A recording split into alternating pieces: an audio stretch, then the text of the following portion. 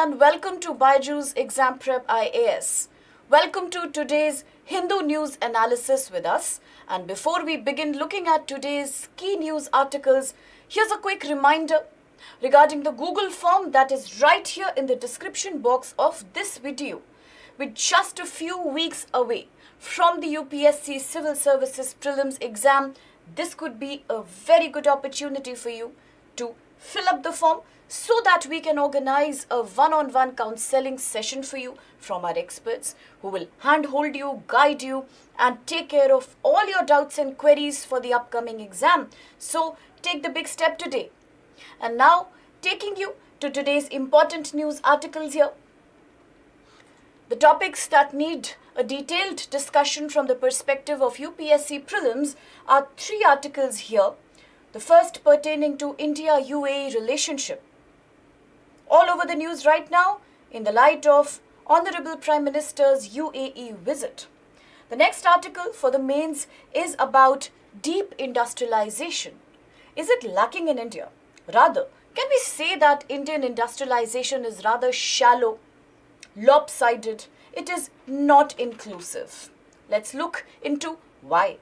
The third article for the prelims talks about the rights of forest dwellers. Suddenly, this topic has become very critical after the recent 2023 Forest Right Amendment Act. So let's quickly understand where are we lacking when it comes to providing the scheduled tribes and other forest dwellers their right to forest. For the prelims, we have crisp, factual three articles. The first talking about India and EFTA, an agreement that is being mooted over between India and certain countries of Europe regarding, is it important to start rolling out data exclusivity? What is data exclusivity? What does it mean for India's pharmaceutical industry? Will it mean further pushing the poor and the marginalized into clutches of diseases and lack of medical health care? Let's look into it.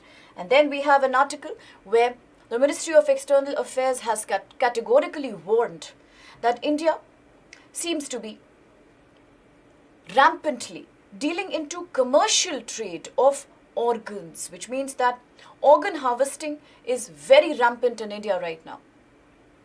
Main reason is a lack of clarity, a lack of coordinated measures to ensure that all the foreigners who come to India for organ donation or receiving, is it regulated, registered, and legally monitored? That's something we will look into. And then the last article for prelims today is from Science and Tech, and there is a very intriguing revelation that there is a gender element to disease as well. Yes, you heard me right. According to scientists, women are more prone to autoimmune diseases, which ends up harming their own internal organs as compared to men. So why suddenly this engendered notion of diseases? We will talk about that too. But now let's focus on the first article of the day that is coming to you from the Hindu, today's newspaper, the New Delhi edition. And this one has been picked up from page number 8. This corresponds with your GS paper 2. It is an internationally relevant issue. And you guessed it right, we are talking about the India-UAE relationship. Now, recently, as the Honorable Prime Minister, Shri Modi, visited the UAE, it was with regards to inauguration of a temple complex there. Now, this definitely means a major milestone between relations of two countries, which are not new. They go back to 1970s itself. But today, they are setting a new milestone, specifically at a critical time when the world is energy hungry. At this time, having a good alliance with the West Asian countries could mean wonders for India's growing energy sector. And in this regard, let's analyze what does the article talk about. Let's see the main backgrounder of the article first. What is it saying? Why is it important? Now, let's remember first, before we analyze recent developments, that it was back in 1972 that India and UAE started developing a good bilateral diplomatic relationship with each other. This was further augmented, this was further boosted back in 2015 when Prime Minister Shri Narendra Modi paid a visit to UAE in August 2015. This was a very critical moment because this visit from Indian head of the state came after decades of lull.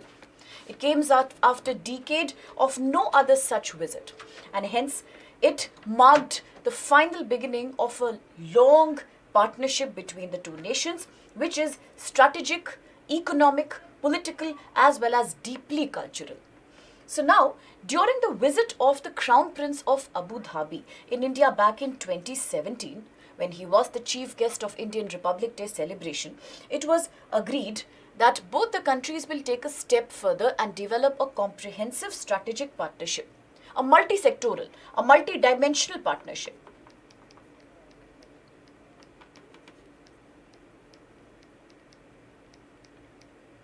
And then this gave the real push towards launching a new platform, that's India-UAE Comprehensive Economic Partnership Agreement. We will come back to this agreement when we talk about the recent revelations that were made from the Indian side as of now in the UAE. But for now, let's quickly break down the article. What is the core of this article? As I said yesterday, it's important to understand the main agenda of the article, and then there are many supporting facts to further support the claim. So the main agenda behind the article is that, according to India's Prime Minister, India and UAE are now partners in progress. In fact, he was bilingual in his address that was appreciated by the local people and the Indian diaspora.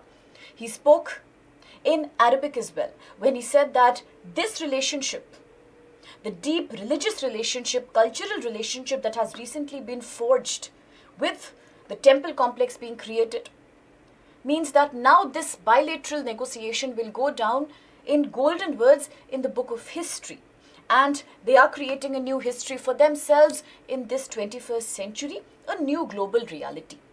Apart from that, the event that was organized in UAE to welcome India's head of the state was known as Ehlan Modi.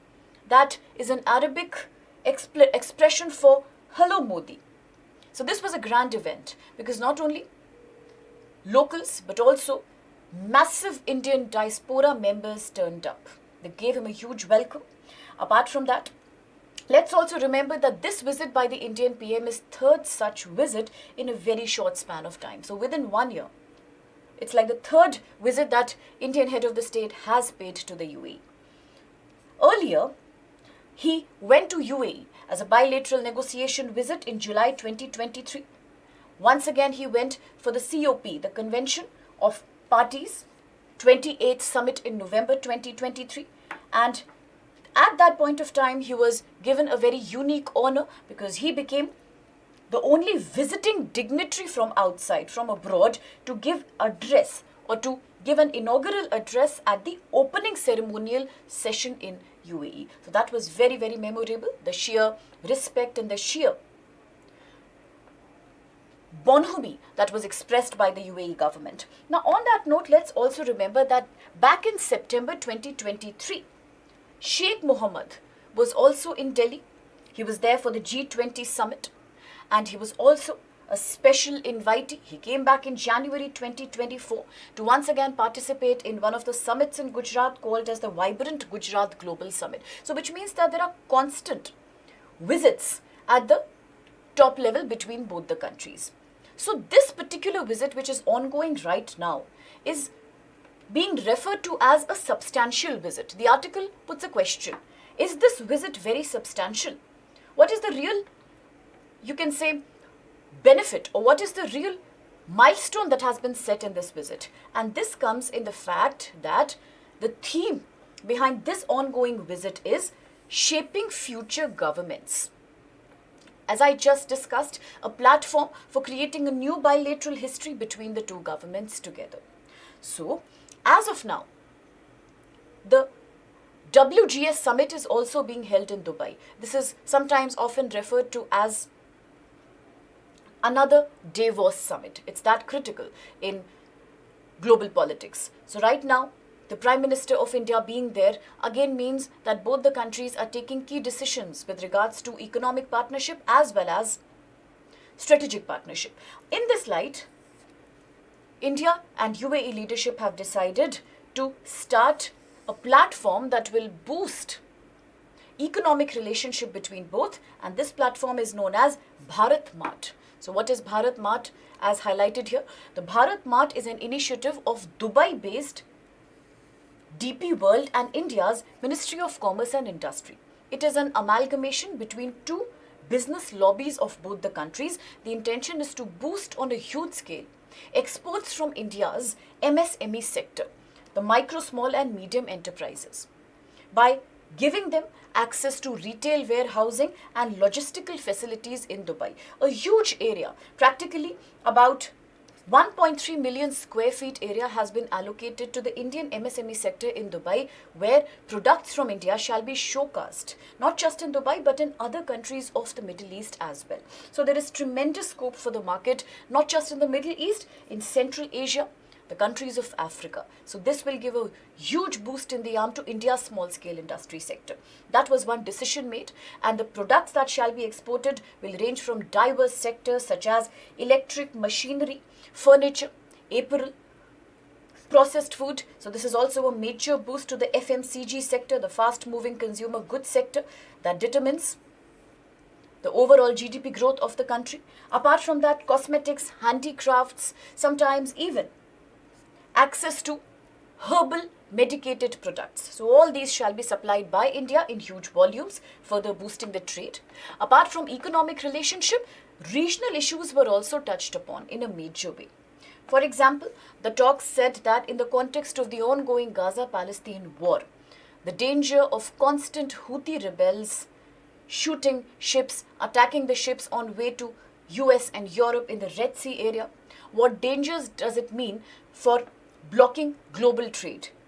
It is definitely a major supply chain issue, because ever since the war and the tussle is going on with the Houthi rebels taking extremist stand, there has been constant blockages in supply chain of necessary trade products, because that's also the key shipping area, let's remember, the Red Sea area. The Suez Canal also initially was blocked because of this ongoing tussle. So due to this, both the countries sat and they decided about how the situation is coming down, the steps that could be taken to enable a faster, smoother supply chain and security in the given area, which is under extremism right now. Apart from that, they also spoke about how India has had to pay a very heavy price because of a hike in oil prices in the Middle Eastern region. So due to that, Dubai extends its full cooperation to India, and from UAE, the oil supply and energy supply is also being mooted so that India's complete dependence on few countries can become better, that can be taken care of. Also, let's remember that both the countries decided to work together with other regions of West Asia such as Saudi Arabia, such as Egypt, to make sure that India overall has a good ongoing smooth relationship with the entire West Asian region. So not only does it mean volumes for trade, but also there is another sector that is very important between both the countries, and that is the sheer level of migration. There is a huge movement of workers from India in the countries of Middle East, particularly in the UAE. So that was also touched upon.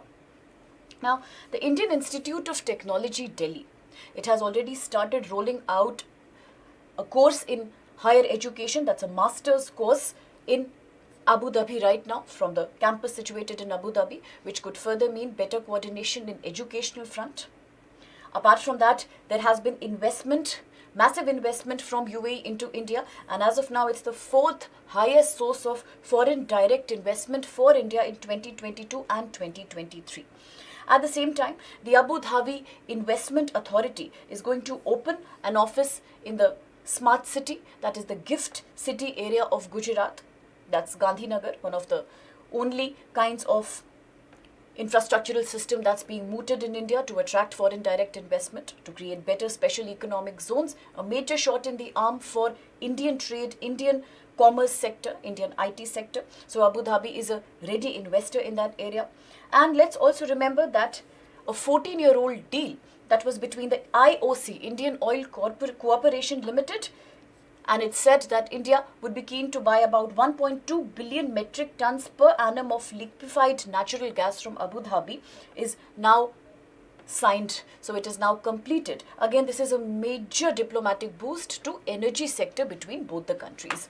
But at the same time, let's also remember that there are certain glitches, there are certain grey areas that also needed to be taken care of. For example, there are constant claims that a lot of Indian workers have been migrating into UAE, but typically these workers cater to the blue collar segment. Most of these are engaged in the construction site, mining, in the oil refineries and other such sectors which necessarily do not guarantee them too much security or safety in occupation. Also, there were reports that there are companies in UAE and other countries of Middle Eastern region which are into unhealthy practices towards expat workers, such as confiscating their passports, not allowing them basic labor rights, not paying wages on time, sometimes no protective gear for dangerous occupations. There is overtime that these workers are given to perform. So all these were areas that the government wanted to discuss upon, because since a major employer for Indian workers, specifically the semi-skilled, unskilled workers from rural India or peri-urban India, happens to be UAE, that was one concern that both the government sat and spoke about. Also, there was a discussion about how to promote more migration, rather intermigration of people into the formal sectors of the economy. That is also a theme that was touched upon. So, the Honorable Prime Minister of India also fondly recalled that how back in 2015, when he had paid a visit to the UAE, at that point of time, things were still very raw and uncertain between both the countries. Why? Because this visit of Mr. Modi came after a long pause where there was no literal diplomatic exchange going on. But today, he also fondly commented about how things have dramatically changed. At the same time, it was an honor as per India's Prime Minister, not just for him, but for 140 crore Indians when he was honored with the Order of Zayed. That's the highest civilian honor of the UAE government. So he was bestowed with this honor, and once again it means volumes about the cultural ties of both the nations. Then the Prime Minister also fondly announced that UAE is now India's third largest trade partner and seventh largest investor. So when it comes to economy, there is no second guessing the deep relationship that both the countries are sharing as of now, and both countries are also collaborating upon how to encourage ease of business. As I said, because blue collar area is already a segment where a lot of migration is happening, but we need to focus upon other areas such as the formal white collar segment, even entrepreneurship. So there is a talk that Indian entrepreneurs shall be provided with ease of doing business in UAE into various sectors. Also, the government fondly said that given India's commitment to promote its vocational sector, this could also be a very good opportunity for further transmitting Indian handicrafts and Indian handmade products into UAE, and by also allowing the small scale entrepreneurs to go and settle there so as to not only boost their income but also to make sure that there is a huge market in UAE, because there is a huge Indian diaspora there. So not only can they cater to that market, but also they can find better means of livelihood. So that was also the thing that was spoken about. And with this regard, the article highlighted the strong ongoing relationship that both the countries today are strongly committed of creating. Also, now yesterday, as the 7 Navy veterans were released from Qatar, and UAE's support to this decision of Qatar also meant that both the countries today are experiencing a huge friendly comradeship. And with this, let's proceed with the second article for today. This has been picked up for you from page number 9. It corresponds to Indian economy, relevant for your GS paper 3. This article says why India needs a deep industrialization. We all must have heard the word industrialization. So we are trying to refer to the phenomena where handmade vocations are eventually mechanized. So whenever industries and factory culture sets up, it is in a simple way known as industrialization, a process that came into India long back. So a lot of people believe that British introduced industrialization in India, but that's a very false or a very semi-true belief, because India has had rampant and repeated phases of industrialization which had begun in ancient India during the Iron Age itself. And much later, again, it was initiated as the British government came and started establishing major or basic industries in India. The process was once again expedited as the second year plan of India rolled out, and more specifically after 1991, the liberalization, privatization and globalization reforms as they kicked in when the economy of India was opened up for foreign trade, for globalization, for allowing private sector to come and play at ease in India. This is practically the time from when industrialization picked up a very fast pace in India. But a bigger question is this industrialization that we talk about today fulfilling? Is it inclusive? That's the bigger theme of the article. Agreed that today India is all set as per the recent announcement of the Finance Ministry while announcing the interim budget in opening of February. It said that India is now all set to become the third largest economy of the globe. Indian stock markets long back have overtaken the Hong Kong stock markets as well. These are positive economic developments, but a bigger question is this industrialization, which is taking Indian economy to new heights today, inclusive? What about the local Indian population, our indigenous Indian demographic segment? What about them? Are they experiencing an equal balanced growth? Or is the problem deeply divisive in nature? Is this industrialization creating multiple new kind of stratifications or new kind of divisions across Indian economy and society? One predominant one being the huge gap that has today come or developed between the informal, unorganized economy, formal, organized economy, right? Another major gray area happens to be the gap between rural economy, urban economy. Having said that, India, as we said yesterday, is not just a simple scenario of class divide. It's not like that. In India, when you talk about inequality, let's remember it is not just economic, it's deeply cultural, religious and social. It's ethnic as well. It's gendered as well. In this situation, whenever we say that industrialization has further created divisiveness in India, it's not just about money, economy, rural, urban, but big time it is also based on caste and ethnicity. So this is exactly the theme of the article highlighted here, that how in India the growth momentum has been sustained. It's true that even today we have somehow recovered after the COVID-19 pandemic. But the problem is that this recovery has only benefited a privileged few. It has definitely not benefited the remaining underbelly of society, and the employment elasticity of the service sector has been very, very poor, which means that in India, most important, or rather we can say in India, most of the importance was given to the service sector, to the extent that manufacturing sector was ignored. But the problem is, this service sector was unable to give employment to majority Indians. Why and how? This is exactly what the article talks about here.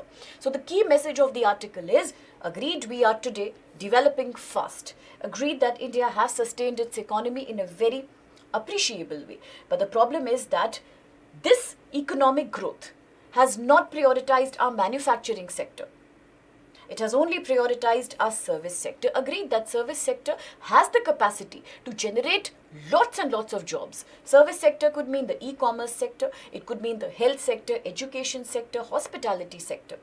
We agree that this sector has massive potential. It can employ huge of India's workforce. But the problem is, the problem of structural unemployment more than anything.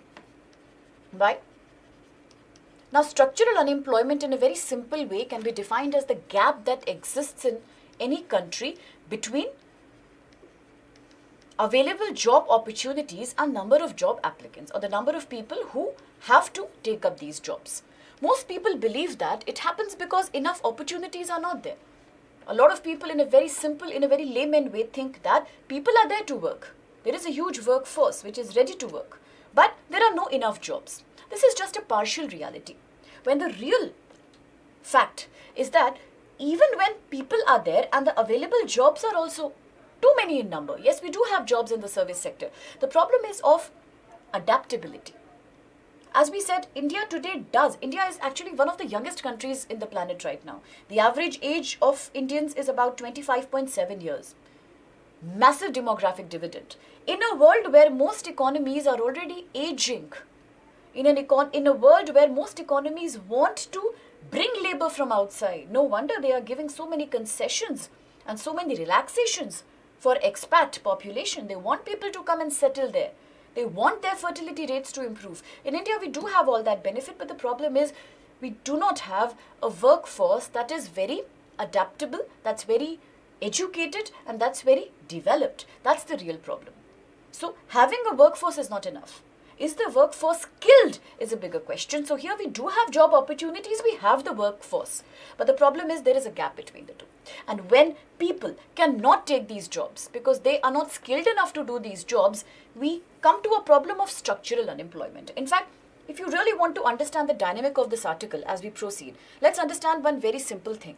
It's as good as saying that in India, today, majority of our population is employed in the agriculture sector. We know that it is the mainstay of our economy. Even today, it employs more than 60 to 65% of Indians. If that's the case, we know that agriculture but is marred by its own problems. There is land ceiling and fragmentation. People do not have enough cultivable land.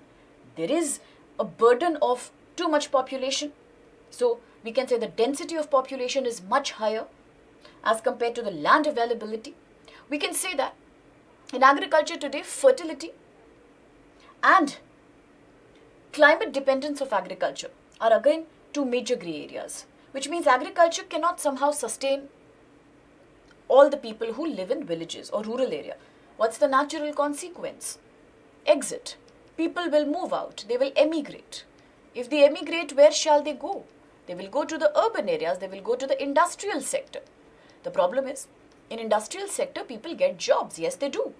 But the bigger problem is all those people who are migrating from agriculture, they are not particularly very digitally skilled or very educated people. They cannot cater to the kind of jobs that are available in India's service sector. So what happens to them?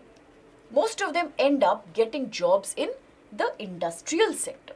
But since they are semi-skilled, most of these jobs are what kind of jobs? We know that most of these are jobs that end up making these people ghost employees. These are all informal sector jobs. These are all low productivity jobs.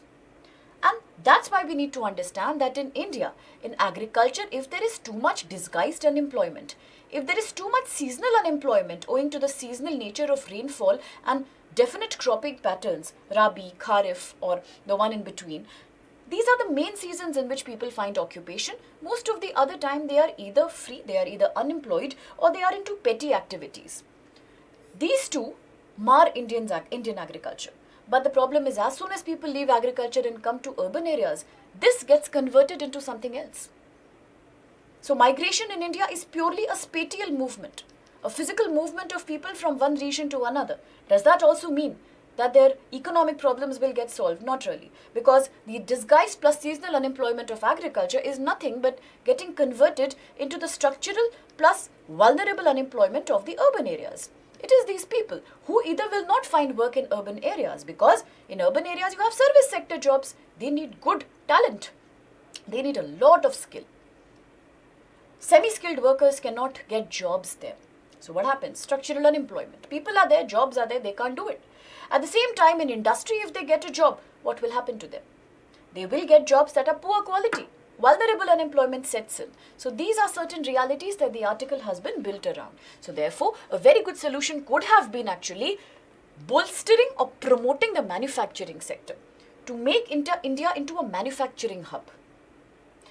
If this would have streamlined, then probably this much unemployment and inequality could have been avoided. So that's exactly what the article says, that constantly we have had industrial policy interventions, we have had Inflation Reduction Act, say for example in the US, that was meant to support the unemployed population. In India also, we are talking about so many initiatives to support the people who are unemployed or who are the ghost employees, but the results are minimal.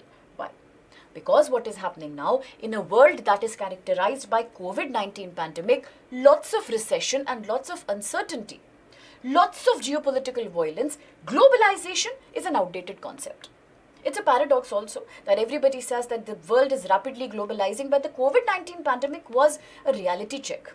Because after COVID-19 pandemic, the desire for globalization actually became less. It was too glamorized concept because we saw the ugly realities of globalization. Because when you globalize economically, you also bring in a lot of pandemics, epidemics, and you also create a phenomena where your domestic population sometimes suffers at the behest of people from outside. So globalization could not be the best remedy of all social economic problems, and hence today the world is shying away of globalization. We do not want it.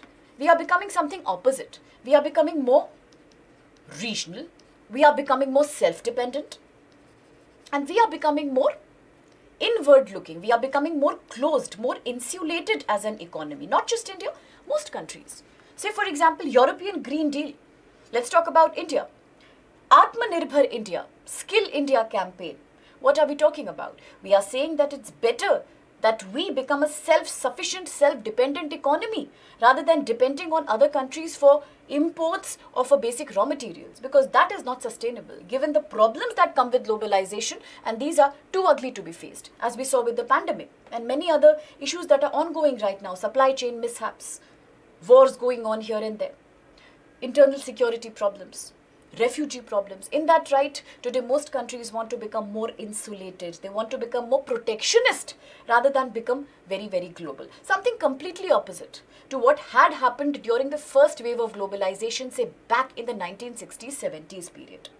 So now the problems highlighted in the article are that India did recover from the COVID-19 pandemic. That's a good thing. But this recovery is actually a premature deindustrialization rather than positive industrialization. Why? Because the benefit of economic progress has been taken away by just a few people, by the minority. And this minority can be spoken to or referred to as the global white collar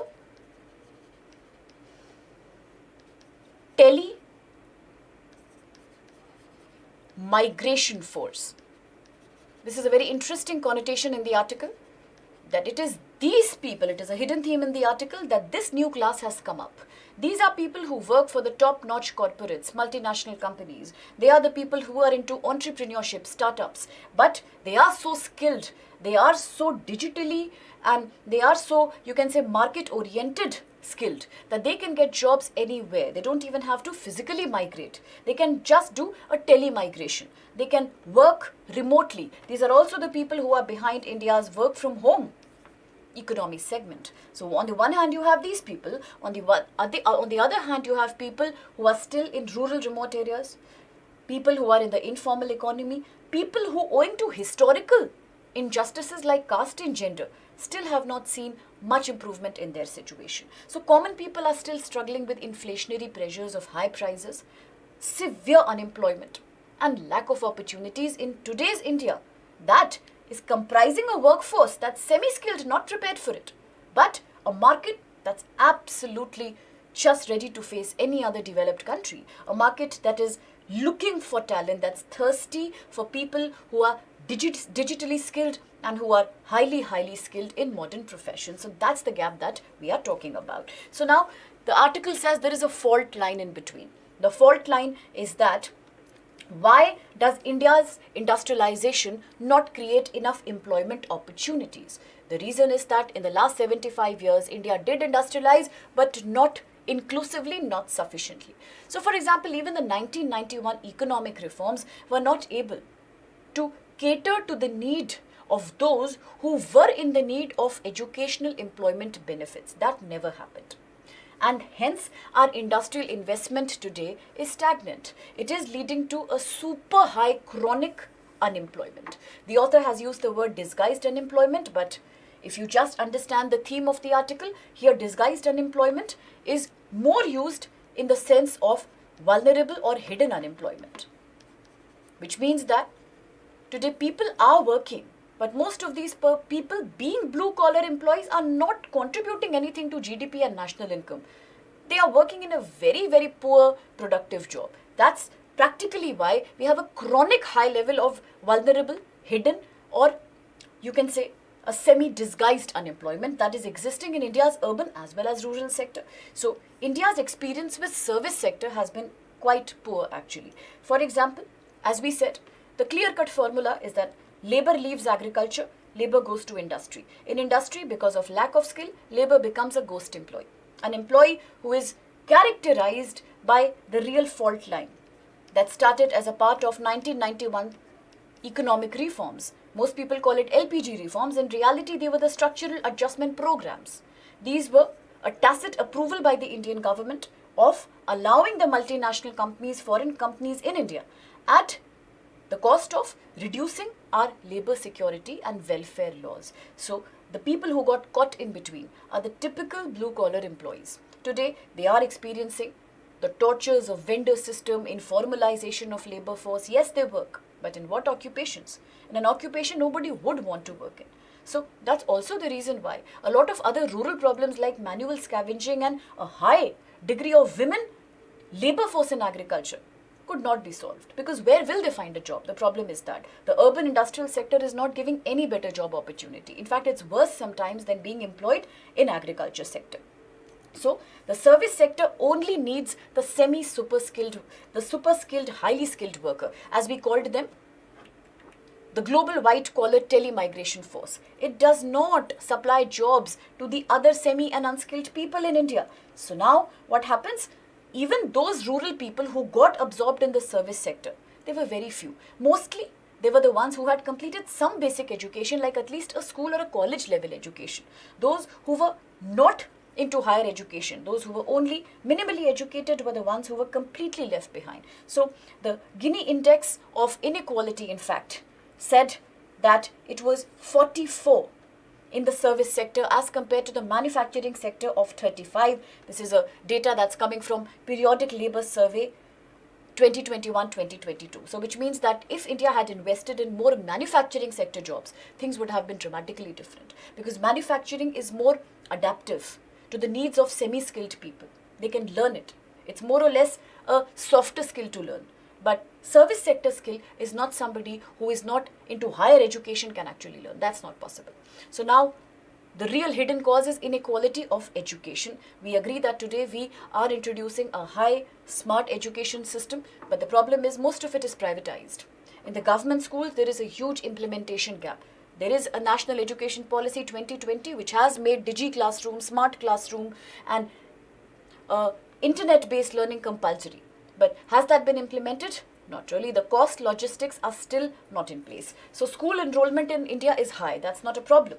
But the problem is higher education enrollment is not as high as it should be. Apart from that, education achievement also differs dramatically from one class to another, also from one social group to another. As I said, in India, the inequality is not just economic. Even children of so-called lower caste communities or tribal communities, or children who are coming from, say, ethnic communities who are in minority, who are living in the periphery of villages, they are also the people who do not get proper access to formal schooling. And that's why the gap starts from the very beginning. Another very major area is the children of migrant labor. Unfortunately, migrant labor is also one industry where most of our lower caste people are employed even today. And hence, their children are the ones who do not get continuous formal education because they are constantly migrating. They are also the ones who will continue to cater to the blue-collar segment. It's very difficult for them to achieve the level of education to come and work in the organized sector. So, differential quality of schooling definitely manifests in a different quality of job that you get later on in life. So, education outcome will determine your labor force outcome. That's also something the article says. It also says that the high-skilled services, they in India are being used by the elite. For example, you talk about the private, good quality medical care, education care, malls, shopping centers, you talk about the best quality airports, or you talk about the investment in high quality transportation. Now all these will be absorbed by the high-skilled, high-income groups, not necessarily the lower income groups and the people who are semi-skilled again. The blue-collar employees will not have access to these. So they are not even consuming the high-quality services. Neither are they providing nor consuming. It's a double hit actually. So that's also a hidden theme of the article, that people of the vulnerable workforce, they are neither consuming the high-quality services infrastructure that's generated in urban India, neither are they supplying inputs into this area. So the element of exclusivity, it's very, very clear, and hence we can also say that majority of poor students in India are also the ones, as I said, they can't consume good quality services. If you can't consume a good quality service, you cannot later grow up to provide that good quality service. It's like a two-end, it's a multi-dimensional, it's a two-sided problem that we are talking about. And these fault lines, most people say, are in the class system, but as the article argues otherwise, no. It is completely also about the deep-rooted caste divide that India has always had. Now, apart from that, let's remember that when foreign direct investment started in India in 1991, as I said, it came with a side effect. It came with the side effect of structural adjustment program. The government readily relaxing labor welfare and social security. What was the natural consequence of that? The natural consequence of that, the technology that came as a result of foreign investment, it was not spread out evenly in India. It was these people who continued to work in the multinational sector, in the private sector, but where?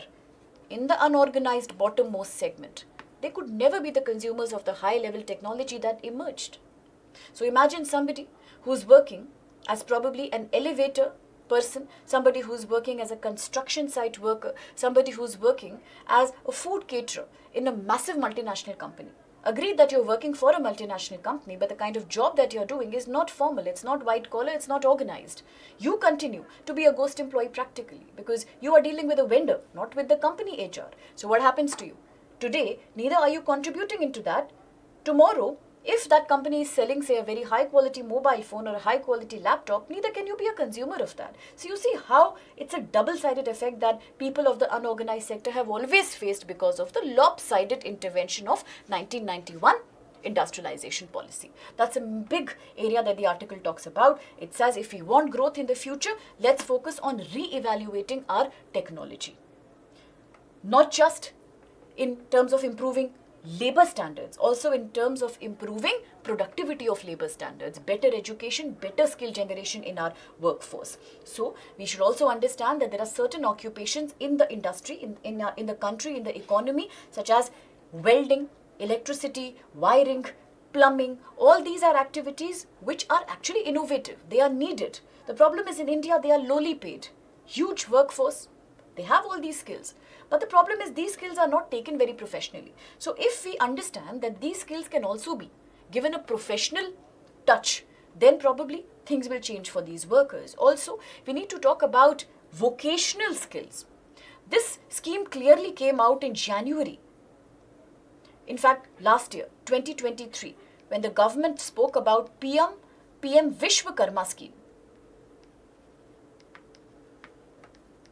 According to PM Vishwakarma scheme, standard professional training will be given to India's worksmen, people who are working in industries such as artisanship or manufacturing of certain handicrafts, people who are doing activities like welding or ironsmith, all of that. Once they get professional training, they can get better wages. The bargaining wages, the floor wages of these people will dramatically jump up. So that's also something that we need to focus upon. Even when you talk about the national education policy, clearly this theme was coming. That since you cannot give everybody in India a service sector job, you cannot suddenly expect that everybody is going to get higher education. A very good solution is accept people with the skills they have and professionalize them. That's the idea behind Vishwakarma, and NEPs focus on vocational skills. Fine, do not change things drastically, but at least you can improve the things that already exist in the potential that already exists in the economy. Apart from that, it also says that India needs a deeper industrialization. Therefore, a deeper industrialization is one that starts from the top, but it also reaches the bottommost. It also covers the people who so far have not been involved in any technological progress, be it the people who are in rural remote areas, be it the people who are in the unorganized sector, vulnerably unemployed, ghost employees of India, be it the people who have suffered because of caste, ethnicity and gender divide, who could never get good education and access to it. So unless these people are benefited, either way, either they contribute to the professional sector, to the white collar sector, in the service creation sector, or they become the consumers of it. Either way, they have to participate. If none of it is happening, we are a shallow industrialized country. We are not talking about a proper holistic industrialization. And it was a very new take actually on the problem of industrialization. With this now, let's come to page 10. This news is GS paper to social justice, because we are talking about tribal rights and the rights of those communities who are known as forest dwellers in India.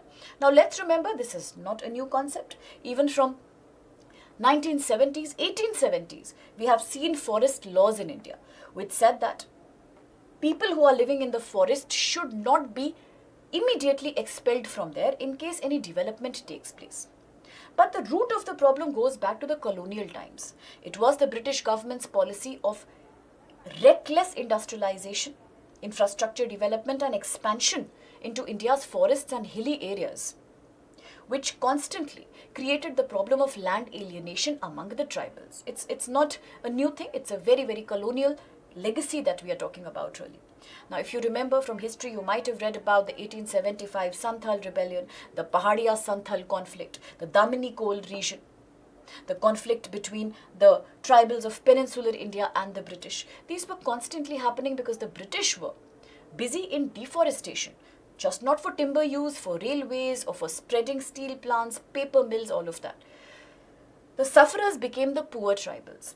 They were the ones who had to completely get displaced from their habitation and move out. The sad problem is that for a normal person to be told to leave their home and go away, it is still acceptable. But for tribals, the problem is that not only is the forest a mainstay of the tribal, the main source of livelihood for the tribal, it also is a very, very religious, cultural reality for these tribals.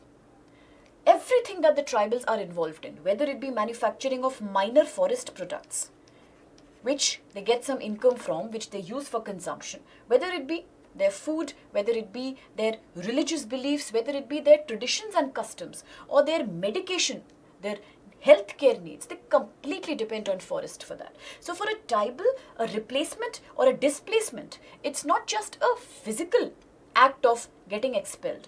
It is actually a cultural derooting, let's understand that, or a cultural uprooting as we can call it. So when you ask a tribal community to relocate in case a national park is coming up or a wildlife sanctuary is coming up or an industrial project is coming up, you are technically uprooting a subculture of India. So that's something that this article broadly focuses upon. The article says that the recent controversy came into light because in Tamil Nadu, we have this Thanthai Periyar sanctuary where the forest dwellers are very, very nervous. They are very scared right now because as the rules regarding the sanctuary protected area, reserved area are becoming more strict, the local tribals are afraid that the historical injustice that has been done to them since forever, will it be repeated once again?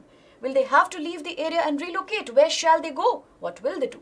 These are pertinent questions with which the article has come here today, and it said that the tribals of the Thanthai Periyar sanctuary, which geographically is located at a tri-junction between the Satyamangalam Tiger Reserve of Tamil Nadu, the Malay Mahadeshwara Wildlife Sanctuary and the Kaveri Wildlife Sanctuary of Karnataka. In this area, the Thanthai Periyar Sanctuary is becoming a situation where the tribals will have to leave their local land and move out. Something similar that had also happened few years back with the Kuruba community. The Kuruba community, it was a local tribal associated with honey collection. And these tribals also had to relocate when the Nagarholi National Park in Karnataka was considered to be a reserved area. There was a lot of initiatives by the villagers, by the local people to fight against the displacement, but eventually most of the people were removed from their area and they had to be scattered. Their complete habitation was messed up. Same thing is being repeated here. So the article says, what's the solution? In case we say that a sanctuary is coming up and people have to move out, what is the solution? The solution is difficult because of a controversy that is happening right now. And the controversy is between the conflicting laws of, on the one hand, Wildlife Protection Act 1972, and on the other hand, the 2006, the pretty recent Forest Dwellers Act. It is also sometimes known as Scheduled Tribals and Other Traditional Forest Dwellers Act.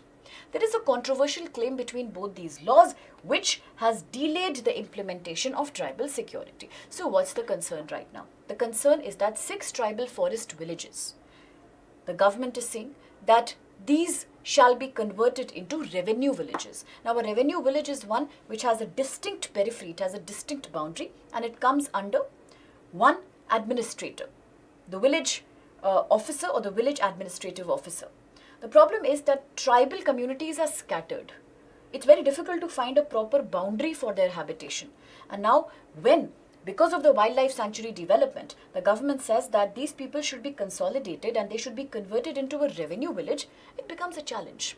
Their rights and facilities are denied because as of now they are not a revenue village. Their habitation is scattered. They are living in different hamlets across the wildlife sanctuary area.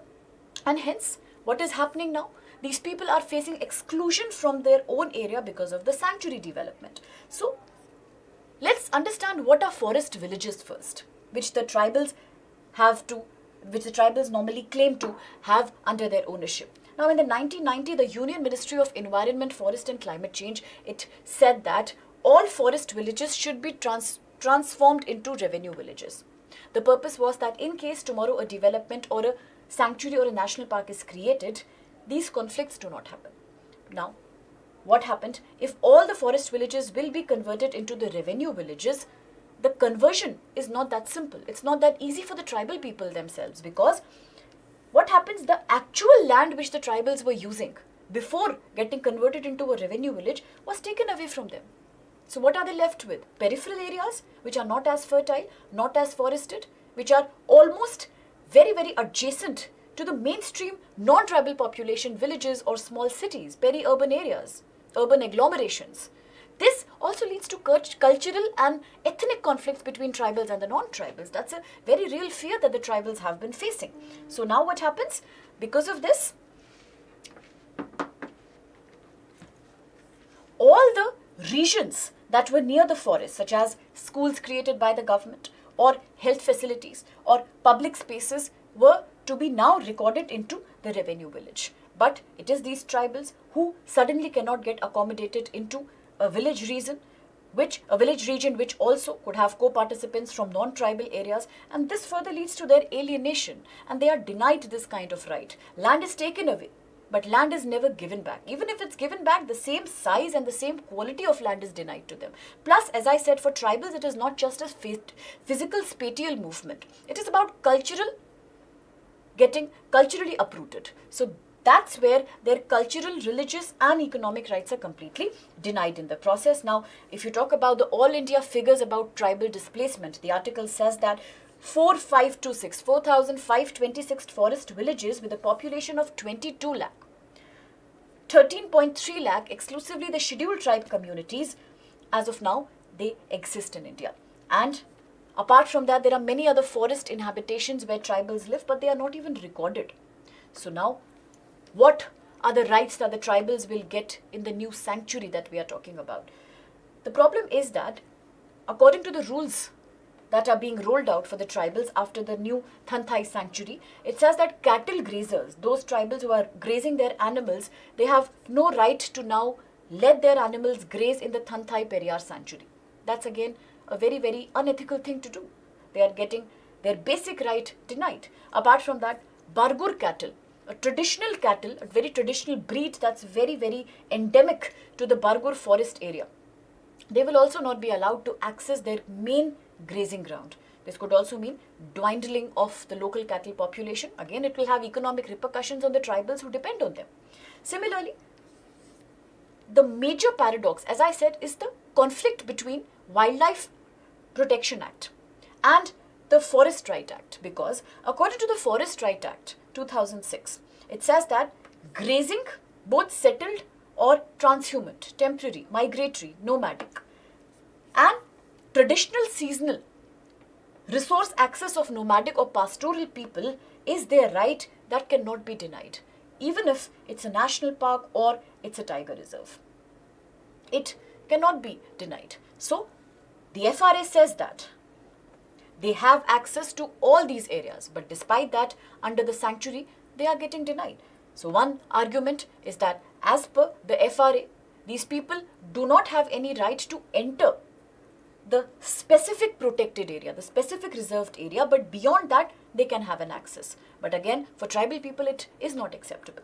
Now, the grazing rights are community rights of the tribal people. Without that, their livestock cannot exist, and they depend on their livestock for practically all their needs. So therefore, as per the Forest Right Act, if you have to discard or expel a tribal community from a particular area, you need first to get this identified by the Gram Sabha. That's very important, because if the Gram Sabha feels that the tribal people have a right over a particular portion of land, if it's related with their ancestral rights, their livelihood, they are dependent on it, the claim is fair, the Gram Sabha will never give that kind of permission to get them expelled. But here, clearly this logic is getting denied when these people are not getting any access to let their cattle even enter that area. So, as I said, the conflict between the Wildlife Protection Act and the Forest Right Act is that the sanctuaries and national parks that were notified and protected under the Wildlife Protection Act 1972, it said that people inside the sanctuaries will enjoy all the rights and continue to live as they used to. But when it comes to national parks, they have no right. So, as soon as it becomes a national park, the rights will be denied. Something pretty much like the Nagarhole controversy against the Kuruba tribe that had happened. Now, no new rights are permitted to the tribal people once an area is notified as a protected area.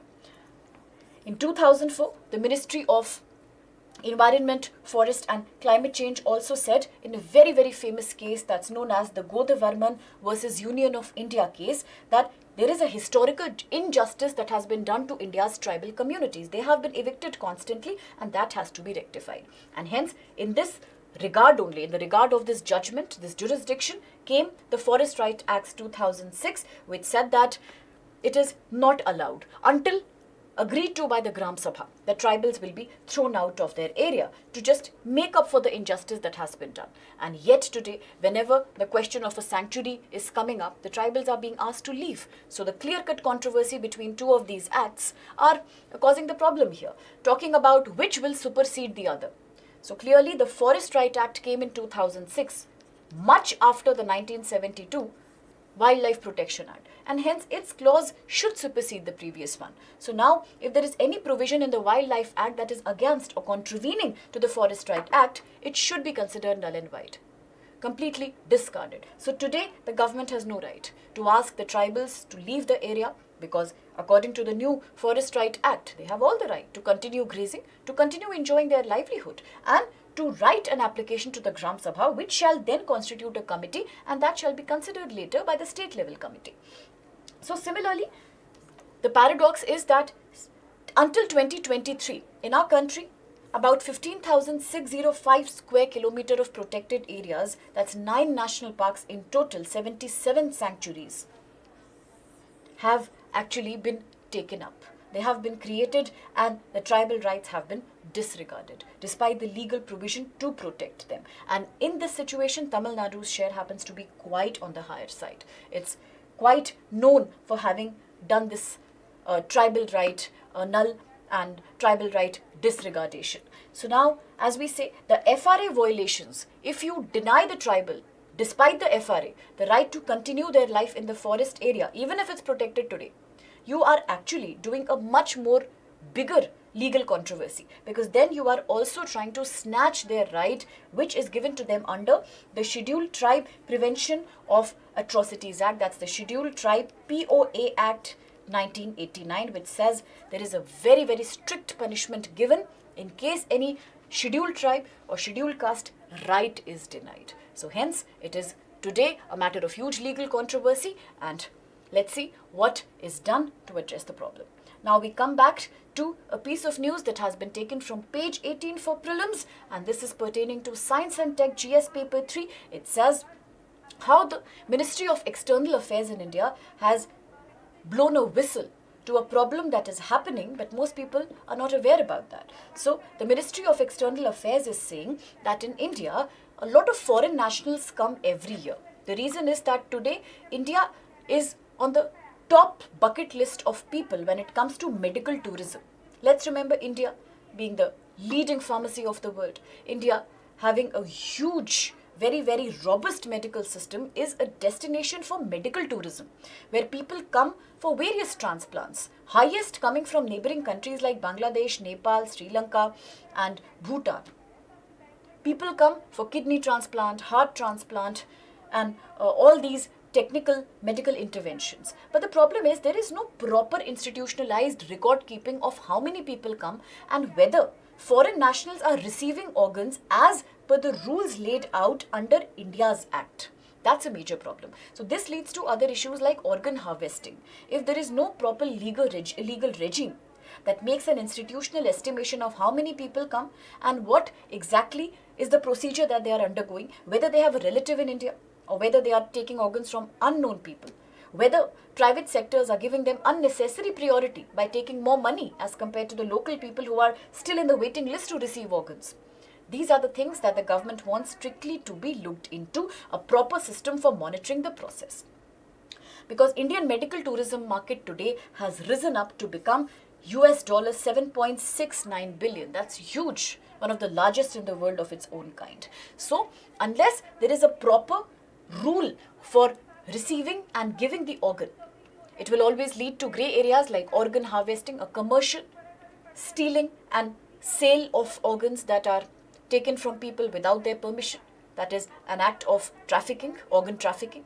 Apart from that, it also leads to sometimes private hospitals giving undue importance to foreign nationals because they have paying capacity. They are rich patients rather than the local inhabitants who have need, but they do not have the enough monetary capacity to pay for it. And then there is also a lack of transparency in record keeping. These are certain things which the government wants to be implemented, and the government is saying now on, any foreign national who's coming to India for any such procedure will have to necessarily register under the Human Organ and Tissue Act, the THOTA 1994, and the rules have to be followed.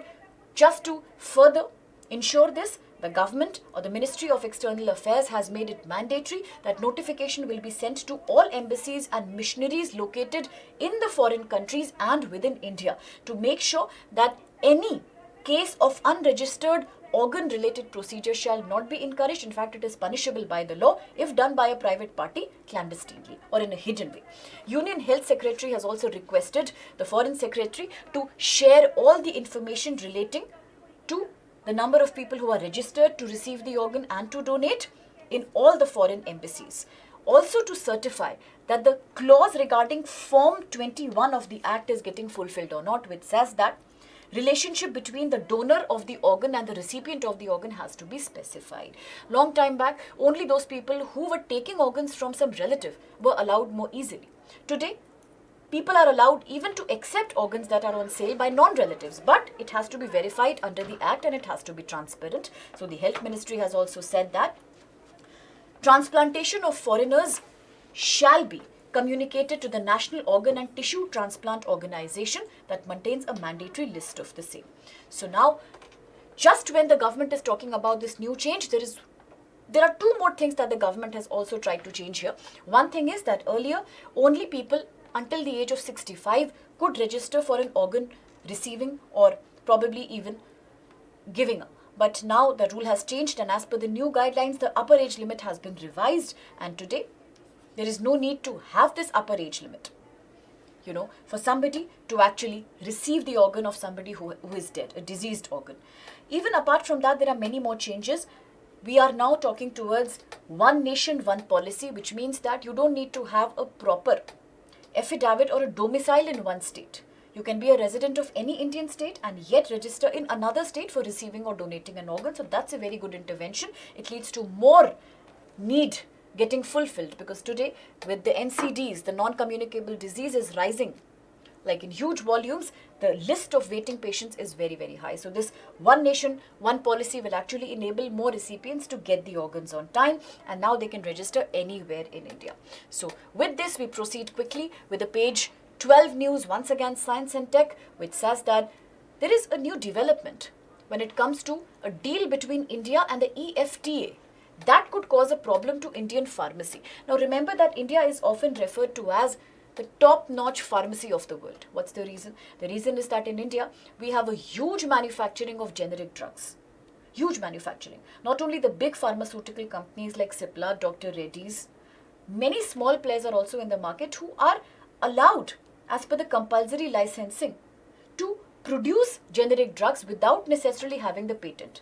It is good for us, because given the massive size of our population, given the fact that in India, people have a very poor awareness and accessibility to medical insurance, a major problem among Indian population is out-of-pocket expenditure.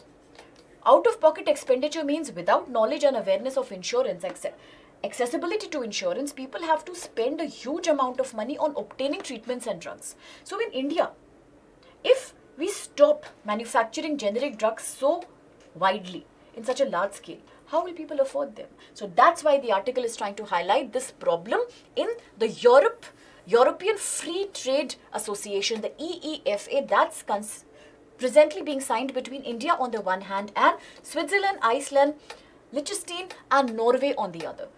The clause is good. It is ready to be signed, but there is a problem here. The problem is one aspect of this clause talks about data exclusivity. What is data exclusivity?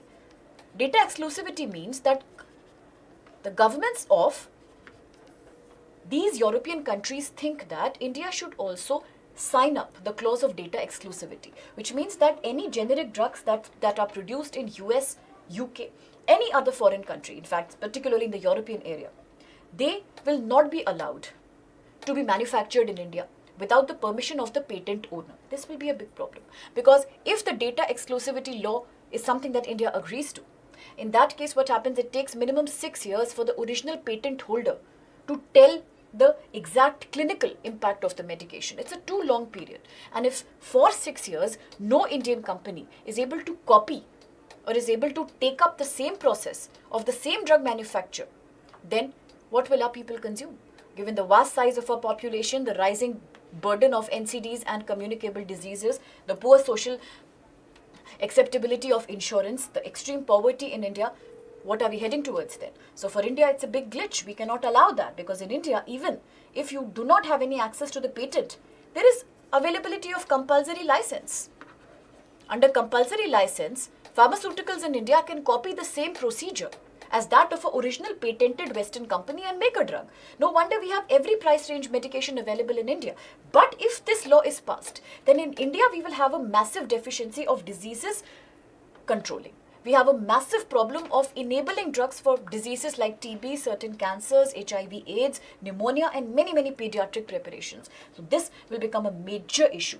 And that's why for India, if we accept the data exclusivity law, then it is too expensive for our population to afford the original patented drug. We will not have an access to it, neither can we afford it. So in that case, the tussle is ongoing, that should India think of accepting this clause, or should India stick to the compulsory licensing, which actually it's allowed by the TRIPS agreement, the trade-related property, intellectual property rights agreement. It's allowed, but only in certain emergency cases. But in India, it's allowed all the time, because we need it. We have a huge population whose medical need is to be met. So hence, today, we are not prepared to say yes to the data exclusivity, and that's the main debate of the article, that tomorrow, if this happens, how will we finance the massive need for drugs, and how will Indian pharma companies meet the needs of Indian population, which again is provided in India as per the Bharat, many missions which talk about giving free, cheap aushadhi to people, medication to people. So that's what we are actually talking about. It is against our initiative of providing easy healthcare access. So that's the major debate of the article. With this, the last article for prelims, page 11, talks about science and tech again, and it says a very unique discovery when I said that there is a gender element even to diseases. It may sound very odd, but the reality is that scientists are today saying that women are more prone to certain autoimmune diseases. What are autoimmune diseases? Diseases where your own immune system gets tricked and it starts attacking your own organs. It's like your immunity, rather than killing foreign elements, is trying to kill yourself because it is not able to differentiate. It acts against your own body. Such diseases could manifest in problems like arthritis, multiple sclerosis, lupus. Some of them could be very, very fatal in the long run. But it is more with women as compared to men. It was a discovery that was implemented after a detailed study that was taken in mice. That is because in women, you have the double X chromosome, while in men, the chromosome pattern follows the XY. So what happens? Because of this, in women, there is a chance that the extra X chromosome, that's called the additional X chromosome, sometimes this is also referred to as a protein with the name of XIST. This doubles. So if it doubles, what happens? There is an extra dose of chromosome that gets created because of a faulty molecular synthesis. In men, it doesn't happen that way, but women already have 2X. So when an extra XIST chromosome happens, and the purpose of this extra XIST protein is actually to control the replication of it. But sometimes most genes are not able to get controlled. There is a faulty reaction that happens and extra genes start escaping this control XIST mechanism, which leads to a very high degree, a very high chance of autoimmune diseases that will happen to women as compared to men more. So this is something that the study has found, and it also said that due to the XIST protein, too much antibody reaction is seen in women body sometimes, and that also explains why in general women suffer more from such diseases as compared to men. Quite an interesting finding, but yet more discovery needs to be done in that. Now to the mains questions for today. The very first question says, how has the process of industrialization in India created a gap, a gulf between formal and informal occupational segments?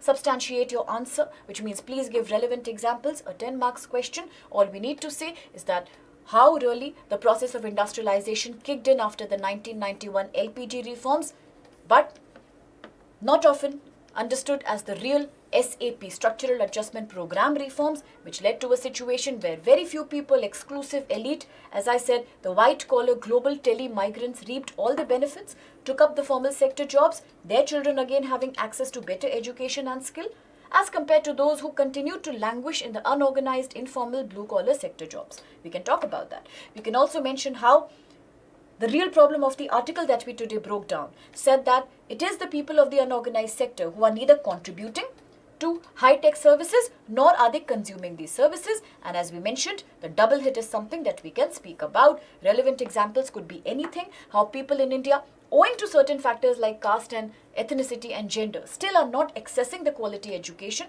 how it means people from agriculture, they are going to industry, but blue-collar. There is no scope in manufacturing much. India has never focused too much on that. If it would have, things would be different. We spoke about the Gini coefficient also. But in services sector, where we have focused all along, growth generation has been inadequate. The second question says, elucidate, explain the problems of Indian forest dwelling and tribal communities. Yes, we can talk about high level of displacement, snatching away their rights, not giving them the same land which is of the same size or same fertility level. The problem of getting unemployed, the problem of lack of education, hence a lack of intermingling with mainstream population. Then we can talk about, is Forest Right Act 2006 an effective solution to their concerns? Yes and no. It does provide them rights. It does tell that you cannot expel them. But there is a clear controversy. Wildlife Protection Act 1972, which says that once an area is declared as a reserved area, these people can be asked to leave. Today there is a lack of interpretation. The FRA needs to supersede the WPA. The government needs to understand that without the Gram Panchayat intervention, you cannot ask tribals to leave. And this is something that we can discuss about creating better awareness, better NGO. Probably we can talk about voluntary associations working in this area and better implementation of the FRA Act. You can also actually mention the recent 2023 Forest Amendment Act, because this also once again tries to reinforce the idea of tribal rights over forest, albeit it is under controversy because it is also allowing creation of zoos and many national parks and ecotourism. So on that note today, we end today's session. I hope you enjoyed it. See you very soon with another fruitful session. Thank you.